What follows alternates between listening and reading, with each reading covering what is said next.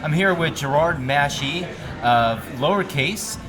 He is an American-made frame brand that's pretty new. They're based in Sunset Park, Brooklyn. Welcome to the podcast. Thanks for having me. Yeah, so we're at the Eyewear after party here, and it's pretty special that we have an American-made frame manufacturer here. So tell us a little bit about Lowercase. Yeah, so we launched in January of 2017, but there was about 2.5 years of kind of research that went in before the actual launch, just because learning how to manufacture an acetate frame, there's not that knowledge base doesn't really exist in the US for the most part, and finding the right equipment and how to use it and so on and so forth. And I don't have an optical background, and neither does my partner.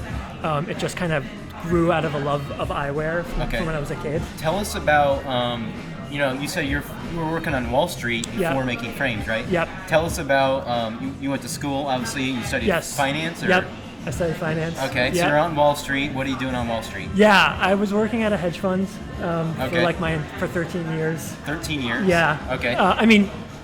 Not more than one, but for 13 years I worked. Okay. And what was that pivotal moment where you're like, okay, I'm done doing this whole money-making thing? Yeah, you know what happened, actually, to be totally honest? I got very sick. I had health problems. Okay. And so I had to take off work. I see. Like I literally couldn't go to work anymore. Yeah. Okay. So after 2 years of treatment and getting better, I kind of reevaluated, what I wanted to do with my work life. Interesting. And so it really was just like going down a rabbit hole of, I was like, oh, I love eyewear since I was 14, since I started collecting eyewear kind of as soon as I started wearing it, specifically acetate. And I was like, oh, maybe I can work in that industry. Maybe there's a finance job in eyewear that would fit me well. Yeah. And would you go to certain opticians in New York when you needed glasses, or how would you decide where to go to buy them? Yeah, there was a store in Soho where I grew up in Greenwich Village, New York, and there was a store in Soho on the corner of Grand Street and Mercer called Facial Index that only carried Japanese frames. Interesting. So there was a Japanese outlet. There was the home base in Japan, and they had one store outside of Japan that was in New York. That store in New York would just receive shipments. They didn't know what they were going to get. Whoa. Yeah, so it was every time you would go in there, they didn't even know what they were going to have. So that was kind of my go-to. It happened to be where I bought my first pair just kind of by chance, and so I just always went back there. Okay. Yeah. All right, so you had, health issues, you decided to reevaluate your life. Now you're thinking, okay, I'm going to get into the frame business, maybe a little more financial. Yeah, exactly. Role. Yeah, and then just doing some kind of basic, trying to understand the industry, I saw that there weren't really that many people making frames in the United States. At the time there was Kala in San Francisco that I had known about, and I knew about Randolph Engineering. Correct. And those are really the two that I knew of. And so I just started to kind of go down the rabbit hole of what would it take to make frames in the United States? How expensive would it be? Could I do it in New York? Because that would be important for me to stay in New York, just because that's where I'm from and I want to stay there. Yeah. And so that process took a couple of years until I felt I think I know 70-80% of maybe what I need to, and I feel the rest I just have to kind of jump and see if I can make it work or not. Yeah. So what was the journey like to learn how to make frames? Did you go to China? Did you go to Japan, Italy, or? I went to Italy a couple of times. An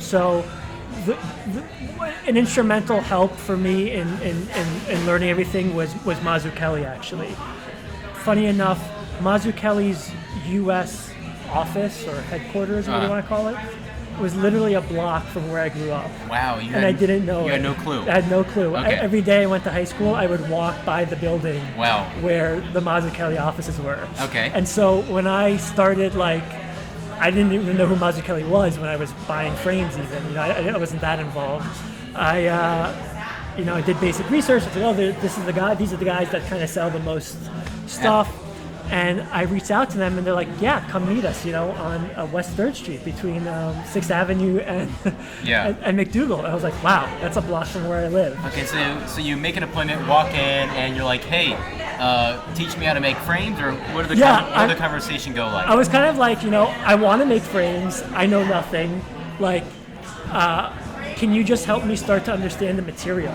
Like, how would I order it from you? Like, and what sizes do I order? Like, what's it composed of?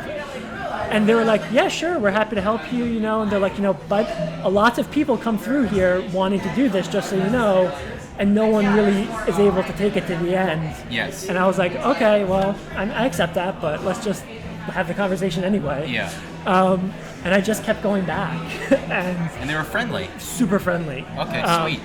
Were they Americans working there, or Italians, or? It was an American that was working there at the time, and actually the office is the old apartment of one of the family members of Mazzucchelli. Gotcha. He lived in the United States for a while. When he moved back to Italy to work on the business, they turned it into his office. Okay. So I eventually got put in touch with him because he's like proficient in English, and he invited me out to Italy, and then he introduced me to one equipment supplier. Then that equipment supplier would introduce me to like a hinge supply. It just kind of like it took a while, but it was like a snowball effect of like lots of people just being kind and introducing me down the path. Yeah. So tell me about when you said, "I have this crazy idea. I want to make the frames in America." Were they just like, "Why?" or what was their reaction? The reaction was like, there used to be a lot of American manufacturers like back in the day. I get like in the 70s. I imagine like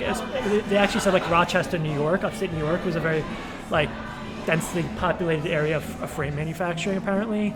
And they were like, "We think it's great." They're like, "We think there should be more supply coming from the United States. So like we're all about it. Like we're here to help you like as much as we can." Yeah. Tell me about the journey of actually learning the manufacturing skills. So obviously you need lots of different equipment, polishing equipment, shooting the metal cores, how to properly sand down frames. Yeah. Tell me about that process of learning. Yeah. So to be totally honest, a lot of time watching YouTube videos. Really? Like that was my primary introduction to like how to make frames. So it was all pretty kind of publicly out there. Yeah. Like so what do these videos have, like 3,000 views, like super low? Or? Yeah, exactly. They're just like random. They're not YouTube hits? No. Even within the world of eyewear, they're low. Yeah. But yeah, like I would watch these videos and I would Google for more, and then I would learn a piece of information, like maybe Mazzucchelli would tell me, or I would meet with an equipment supplier and they would show me something, and I'd go back and watch the videos and I'd be like, "Oh my God, that's what they're doing there." Yeah. Like I had no idea what they were doing. And so it was just like a really slow like piecing together of like, some people had this information, some people had that information, watching a video, like having a convenient conversation, It's just like 2.5 years of like seeking out every little incremental piece that you could find. Yeah, so were you self-financing at the time, or how were you going about the project? Starting a company? Yeah, I self-financed it, partly because it was really important to me. One, because I had seen this happen in finance a lot, that like, someone has an idea that they really love and they're passionate about, they get investors, and they go to VC funds. Exactly, exactly. And so Kickstarter or something. Exactly. And so they start to see their vision forced to be changed to satisfy the investors. Correct. Because like there's a fiduciary duty, to be financially responsible to your investors. And so like I was really concerned that like, hey, I had this idea of making this company, and I didn't want investors to come in and be like, "Hey, look, you're making frames, they're okay." And I didn't want to sell okay frames. I wanted to wait until the frames were really good. And I didn't want them to be like, "Let's just sell them for like $50. Like let's start the process of like selling product because we can sell it even though it's not very good." Yeah. And so that really like concerned me.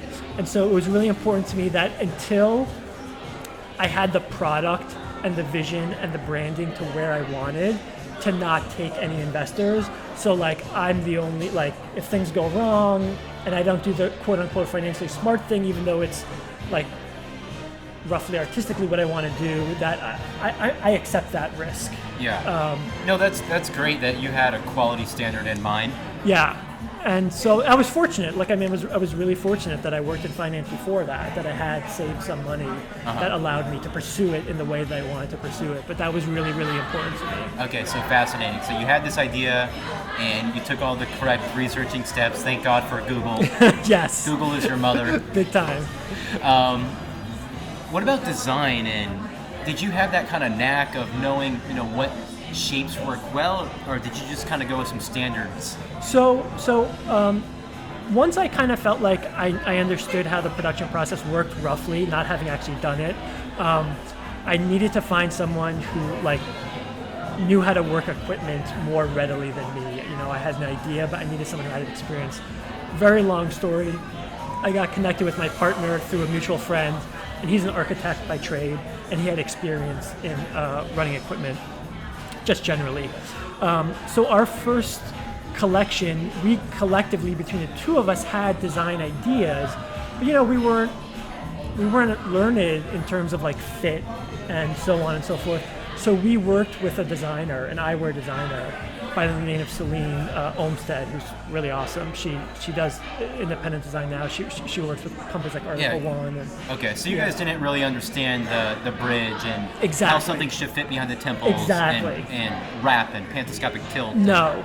I mean, pantoscopic tilt almost put the company out of business. Okay. Literally. Because we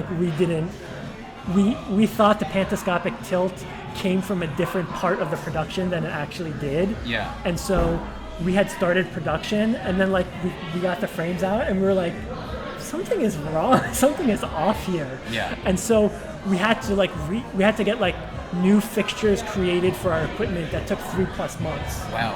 Because no one makes these fixturings in the United States, so we had to go to Italy. It happened to be in July. They're closed for the month of August. So it just really stretched us to the limit of being able to get the frames out where we needed to. Yeah, there was always some little design hurdle that you never knew existed. Exactly. I think that holds true. The consumers don't really understand how much goes into making a pair of glasses. Totally. And when they see it for $6.95 on the internet on Zenny.com, they have no clue. Yeah. No, it's. I mean, even for us, I had spent a couple of years researching it. Until we had the equipment and we were trying to do it, we didn't have a clue. Yeah. Also, things that we thought were going to be super difficult, like cutting the front, seems like such an important part because it shapes the frame. It takes 80% of the look is there. That's the easiest part. Just milling it. Milling is nothing. Okay. Anyone. You just set the software and it just kind of carves literally, it out. it's nothing. Yeah. What was another difficult part that shooting the core wire was insanely difficult. Okay. I've heard that's tough. Insanely difficult. I mean, to the point that the company who made our piece of equipment from Italy, we kind of couldn't get it to work that well, so they flew from Italy to Brooklyn, spent 3 full days. It's their piece of equipment now. They make it. Yes. They left after 3 days. It still wasn't working. Oh no. They couldn't even get their own piece of equipment. That's how complex it is. Wow. It's so finicky. Really small changes make it fail very easily. Interesting. So that was really, really difficult. The amount of hand polishing and finishing, just the how much time that takes was a big surprise to us. So tell us about polishing. What's actually involved in that process to get it to make real high luster looks? Yeah, so there's basically two parts. One is the barrel tumbler, and that is every company kind of has their own method of doing it. You have some type of wood chips in there? Exactly. Some people use plastic. We use wood. We use birchwood and beechwood, a mix. We use 4 different barrels, so all the frames go through 4 different sizes of wood chips and 4 different types of paste for a day each. Okay. But you might have a company that does it 3 barrels instead of 4 barrels, or they might do 18 hours instead of 24 hours. Sure. They use a different paste than we do. So it's one of the steps that's considered the art of making glasses as opposed to the science.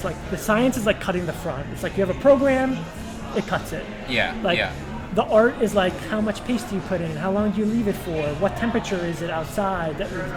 So it's just a lot of like trial and error, and like basically getting it to what you personally view as a high quality frame. Everyone's going to think something is different. Sure. So then after the tumbling, is there some type of hand buffing that goes on? At the very end, so kind of like the last step, when you're going to want to make the connection between the temple and the front of the frame smooth. Not every company does, but for us it's important. When you run your finger over it, it kind of feels like seamless. That takes a lot of time because it like kind of cuts the frame back down, and then you have to re-bring the polish back up. So you have to use, we currently use 6 different polishing wheels with different types of wheels and different types of paste, and we're adding 2 more. So our process is going to go from 6 to 8. Okay. So like, there's just minute differences that you can make. It depends on what you want, and so like depending on how involved you get, that could be the longest process in the whole production. Yeah. Okay. So so you go through all these design hurdles and you figure it out and you make some industry connections. So what happened when you had this collection of frames ready? How did you go to market? Did you walk down to the local optical store and say, "Hey, I'm Gerard and I just made these frames in my apartment complex," and what do you think? It was, by that point there was 3 of us. We had hired a third person to help in manufacturing. So it was myself, my partner, and third member, Ryan. Brian is my partner. And up to that point we had done everything ourselves, like marketing, PR, Instagram, design, like everything was done in-house. Yeah, let me ask, were you housing all the equipment? Did you lease some office space or? Yeah, it's in a old World War II military base. Okay. It took us like a year to find it because in New York City, like anything that used to be industrial production facilities are basically like regular office spaces now. Okay. So we had to go like deep into Brooklyn to find a space that could fit our equipment. Yeah. And so we tried really hard to find a salesperson, but nobody wants to be a salesperson for a new brand that no one's ever heard of before. We're 3 guys who've never worked in the optical industry before. So Sure. That's a really tough proposition. Yeah. So we actually ended up finding a salesperson. He worked with us for less than a year, but he signed up a couple of accounts. He ended up going on to like work at at Safilo basically to rep one of their big name brands. And so after that, we had a handful of salespeople that never kind of like connected with the brand. They never connected with the story and like what we were doing. It was just, they were just kind of presenting it as like, here, this is the price. And so we found that it was hard to get people to buy in, salespeople to buy in. So we decided we had to do the sales ourselves. That's the only way that we could convey the story in an accurate way. Yeah, it was coming from your heart. Exactly. And that was meaningful to people. Exactly. And everyone loves to see the owner. Yes. There's something like, oh my goodness, this person's one of the brains behind it. That's what we learned. Yeah. So it's tough in small business because you want to work on growing the business rather than working in it. But you end up juggling those 2 roles. Totally. It's very tricky because it's like when I'm back at the production space, I do production. I work on production, but I also do all the like managing our inventory, managing our suppliers, and then I also go out on the road and I do sales. So it's just like everyone has to wear, when you're a small company and you're a small startup, like everyone just has to wear a lot of hats. Yeah. You know. How did you build inventory? Did you know, okay, I need to produce 30 pieces of this frame and 40 of that? Or? No, we started like where we would just kind of had a standard of anytime we did a production run, we would produce like 20 of a SKU, like a shape color.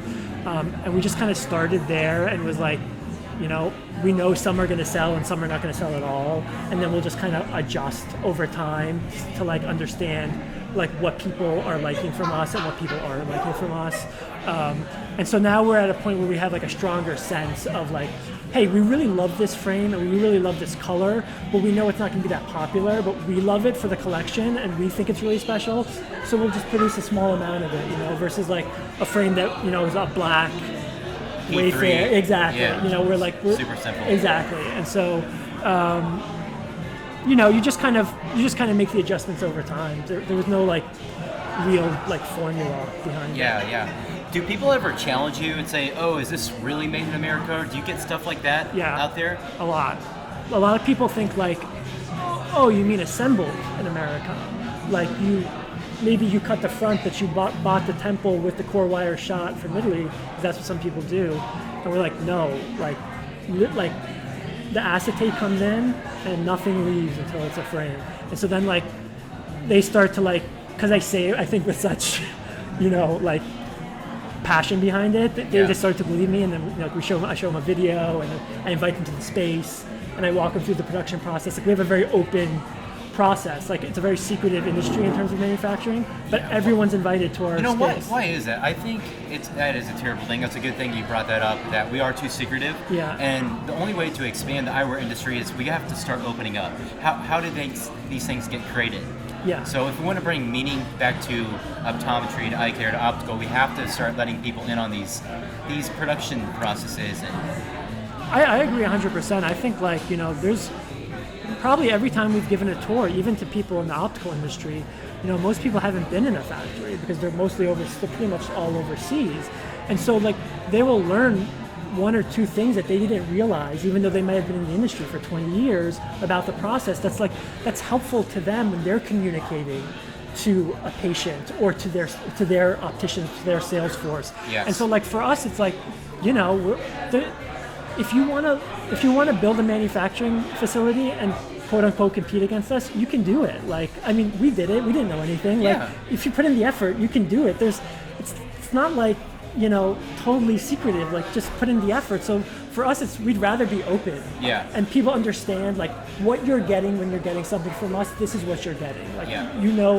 The effort, the time, the quality, the materials, the location, the people, and so that's more valuable than saying hey Perry, I heard that you want to start a factory, and so I'm not going to let you in my factory, so you can't see this one piece of equipment I have. It's that doesn't do it for us. Well, nothing's proprietary anymore with the internet. It's okay, we're going to find out somehow. Exactly.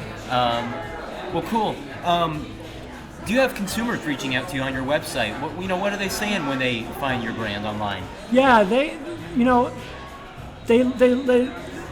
one interesting thing is that we feel like a lot of people that have reached out to us through the website, they connect oddly more with the fact that it's made in Brooklyn, made in New York City, than it's made in America. Okay. So that specific aspect of it, for some reason they connect a lot more with. Yeah. So that's what gets people excited. So we have a lot of customers who will come visit the factory when they're visiting New York, because they see it as a unique thing to do. Yeah. Whereas when we started and we were mostly marketing as made in the USA, the traction wasn't oddly as great.